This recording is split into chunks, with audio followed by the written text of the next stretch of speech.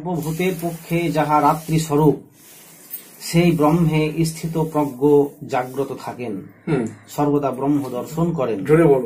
আর যে অজ্ঞান রূপ রাত্রিতে ভূতগণ জাগ্রত থাকে, সংসার দর্শন করে, স্থিত প্রজ্ঞের পক্ষে তাহা রাত্রি স্বরূপ, অর্থাৎ তিনি সংসার অনুভব করেন না। কথা শুনতে পারলি? যারা স্থিতপ্রজ্ঞ ব্যক্তি, সেই স্থিতপ্রজ্ঞ ব্যক্তির হচ্ছে পেঁচা, ও রাতে দেখতে পায়। আর যারা স্থিতপ্রজ্ঞ ব্যক্তি নয়, ওরা রাতের অন্ধকার দেখতে পায় না। তার মানে কি বুঝলি? যেখানে স্থিতপ্রজ্ঞ ব্যক্তি কাছে যাহা দিন স্বরূপ, এই সাধারণ মানুষের কাছে তাহা রাত্রি স্বরূপ। আর সাধারণ মানুষের কাছে যাহা রাত্রি স্বরূপ, দিন স্বরূপ, স্থিতপ্রজ্ঞের কাছে তাহা রাত্রি স্বরূপ, সম্পূর্ণ উল্টো। অর্থাৎ স্থিতপ্রজ্ঞ ব্যক্তি জানে এক আত্মাই হচ্ছে জীবন, আর আত্মাই হচ্ছে সর্বস্ব, আর এদের কাছে হচ্ছে দেহ এবং সংসারই হচ্ছে সর্বস্ব। বিপরীত, এরা আত্ম সম্বন্ধে কথা বলে, এরা কিছুই বুঝবে না। আর এদেরকে সংসার সম্বন্ধে সুখের কথা বলো, এদের মাথাতে কাজ করবে না, রিফ্লেক্স করবে, বলে ও কি। আমার গুরুদেবের কথা হচ্ছে, দেখো সন্তের সঙ্গে সাধারণ মানুষের ফারাক দেখো। আমার গুরুদেব বলতেন যে যদি তু দেহ হোস তা তুই জ্বরই জ্বর, তুই জ্বর না চেতন। জ্বর হলে পাথর। জ্বর শব্দের অর্থ হচ্ছে এই দেহ দেহকে জানে, দেহটা বলবে আমি দেহ, বলবে বলবে না। চুল চুল চুলকে যখন কাটে তখন চুল জানতে পারে যে আমাকে কাটছে, কেন জানতে পারছে না? জ্বর। এই শরীরের ভেতরে একজন কেউ আছে, সে হচ্ছে চেতন, সে জানে এই চুল কাটছে, তাই না? এটা দেহ। এই দেহকে যে জানে, ভগবান ওইটা 13 অধ্যায়ে বলেছে, ক্ষেত্র ক্ষেত্রজ্ঞ। ওইটা পড়বি তো, ক্ষেত্র ক্ষেত্রজ্ঞ যোগ। হ্যাঁ, এটা ক্ষেত্র। আর ক্ষেত্রজ্ঞকে যে জানছে সে হচ্ছে ক্ষেত্রজ্ঞ। গ শব্দের অর্থ হচ্ছে জানা, জ্ঞান। গ, বুঝতে পেরেছিস? হ্যাঁ, আস্তে আস্তে ওর। তো এই গুরুদেব বলতেন তুই যদি দেহ হোস তো তুই জ্বরই জ্বর। তুই দেখ কি তুই জ্বর বটিস নাকি, তুই জ্বর বটিস নাকি দেখ। আর তুই যদি চেতন হোস তো তুই জ্বর নোস। তুই যদি আনন্দ স্বরূপ হোস তাহলে দুঃখ তো কি করে হয়? তুই যদি আত্মা হোস তো তোর মৃত্যু কি করে হবে? গুরুদেব ছোট ছোট কথাই বুঝাতেন। আর তুই যদি জ্বর হোস, তাহলে তুই আমাকে দেখবি কি করে? তুই যদি দেহ হোস, জ্বর মানে তুই দেহ, তুই যদি দেহ হোস তা আমাকে দেখতে পেয়েছিস, জানতে পারছিস কি করে? আর তুই যদি দুটোই হোস, চিৎ জ্বর দুটোই যদি তুই হোস, অর্থাৎ দেহের মাধ্যমে দেখছি, এই ভাবনা যদি তোর হয় কি আমি চেতন বটি, জ্বরও বটি, তাহলে তুই চিৎ জ্বর গ্রন্থি বটিস, অর্থাৎ তুই জীব বটিস।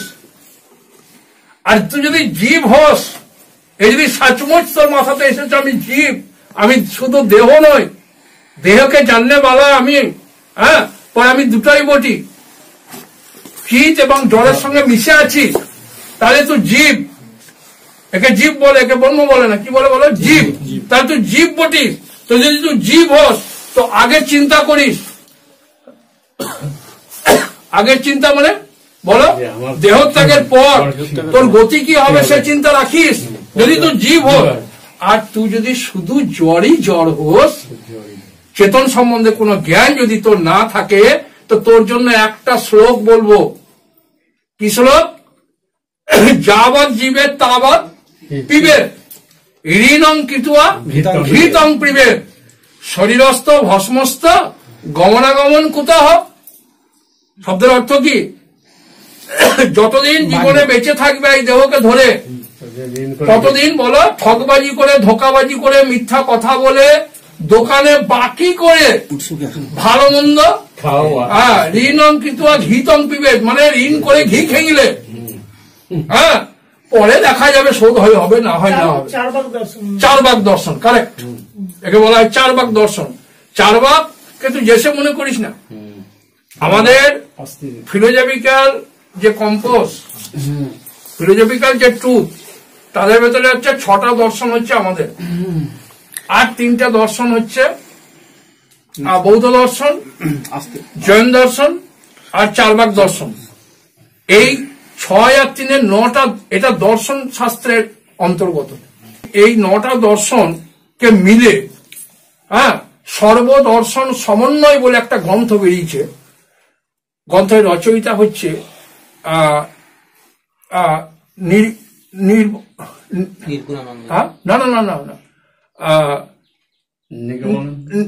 আচার্য শঙ্করাচার্য, নিম্বকাচার্য। সর্বদর্শন সমন্বয় বলে বলো দর্শন শাস্ত্রের রচয়িতা হচ্ছে নিম্বকাচার্য। বড় সুন্দর দর্শন শাস্ত্র করেছে। এর 4 ভাগের অত্যন্ত মহত্বপূর্ণ যুক্তিগুলো দেখিয়েছে, যে একটা সমন্বয় করেছে।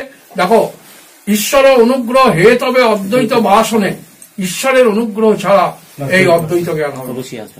অদ্বৈত দ্বৈত নয়, অদ্বৈত জ্ঞান একবারে নির্ভুল সিদ্ধান্ত। আর একটু মাথা লাগালেও ধরে ফেলবে। তা তুই যদি জ্বর হোস তা তুই জীব, আর তুই যদি জীব হোস তো আগেকার চিন্তা করিস, হ্যাঁ, 4 ভাগ হয়ে যাস না। গুরুদেবের তার জন্য একটা শ্লোক বলতেন কি, ঋণং কৃত্বা ঘৃতং পিবেত। হ্যাঁ, তো ঋণ করে ঘি খেলে, ঠকবাজি করলে, ধোকাবাজি করলে, আর 90% লোক এখন 90% লোক এখন 4 ভাগ দর্শনের উপরই চলছে। হ্যাঁ, এই জীবনটা এইভাবে পার করবে। শরীরস্থ ভস্মস্থ গমনাগমন কুতঃ, শরীর ঝিলে চাপবে, মুখ পুড়ে যাবে, কে কোথায় যেছে কে দেখতে পেয়েছে। 90% এখন এই 4 ভাগ দর্শনের প্রভাব চলছে। হ্যাঁ, তো এইরকম যদি কারো বুদ্ধি থাকে, সে এখানে গীতা বেদের যোগ্য অধিকারী হবে না। হ্যাঁ, ওর জন্য রাস্তা হচ্ছে ওই 4 ভাগ দর্শন, ওকে 4 ভাগে চলে যেতে হবে। একটা আনপড় গুরু যা দেখিয়ে গেছে, হ্যাঁ, বড় বড় বিদ্বানরা তারা দেখাতে পারে। শঙ্করাচার্য কতদূর পড়াশোনা করেছিল, অতদূর কেন যাচ্ছ? রবীন্দ্রনাথ ঠাকুরের কি কোয়ালিফিকেশন ছিল? রবীন্দ্রনাথ ঠাকুরের যে কোনদিন স্কুলেই যায়নি, প্রতিভা গুলা দেখো। হ্যাঁ, সেই জন্য পড়ালেখাকে যা মনে করছো না, ও জিনিস নয়। শ্রদ্ধাশীল হয়ে যে এখানে শুনবে এই তত্ত্ব, ওই বাস্তবিক বিদ্যান। বিদ্যান কাকে বলা হয়েছে?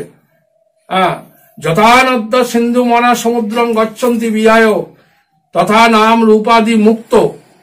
হ্যাঁ, তথা নাম রূপাদি মুক্ত পরম্পরাত পুরুষ মুপৌতি দিব্যাম। হ্যাঁ, নদী সকল যেমন বিভিন্ন নাম এবং রূপে বইছে, এটা গঙ্গা, ওটা গোদাবরী, ওটা দ্বারকা, হ্যাঁ, ওটা অজয়, এই সমস্ত নদীগুলো যেমন বিভিন্ন নাম রূপে বইছে, যখন সমুদ্রে গিয়ে তার স্বরূপে, নাকি সমুদ্রও জল, ইও জল, তার স্বরূপে যখন চলে গেল অনন্ততাতে, তখন ওই নাম রূপ কি হয়ে গেল বলো? বিলীন হয়ে গেল। ও নাম রূপ থাকলো না। তখন ও বলবে আমি নাই কোথা। সমুদ্রে প্রবেশ করার পর ওই জল কি বলবে? আমি নাই কোথা। আনন্দ সাগর, দরাদরি হঠাছুটি সব বিলীন হয়ে গেল, শান্তি পেয়ে গেল, অনন্ত তাতে আমি। আর না হলে এখন আমি জীব বেড়ে আছি। হ্যাঁ, আর জীব বেড়ে এখন ওই গঙ্গা বা গোদাবরীর মতো এখন লাঠি ঝাঁটা খেয়েছি, ইধার উধার ধাক্কা মারা, ওর উপর স্টিমার চলছে, কেউ আবার পাম্প চালিয়ে তুলে দিলে ওর পারাব্দ এখন ভোগাবো। আবার সূর্য আলো রোশনিতে আবার আকাশে হবে, আবার বৃষ্টি হয়ে পড়বে, আবার ঘোরাঘুরিতে পড়ে গেল। হ্যাঁ।